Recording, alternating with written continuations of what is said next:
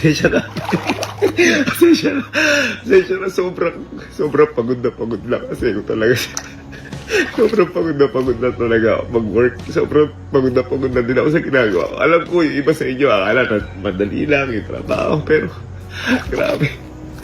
Meron palang ganitong araw na nakapahinga ka lang, nakahiga ka lang. Sobrang thank you. Sobrang thank you sa araw na to. Napaka-grabe. Iba yung impact ng araw na sa akin. Alam ko kasarap magpahinga. Kaso, hindi tayo pwede magpahinga parate kasi ang pahinga ko po yung pamilya ko. Ang pahinga ko yung magtrabaho ko para sa pamilya ko. Mas nakakampante ko doon. Kaya, maraming salamat po. Again, mga mga sir, pagpahinga din po tayo paminsan-minsan, hindi po masama.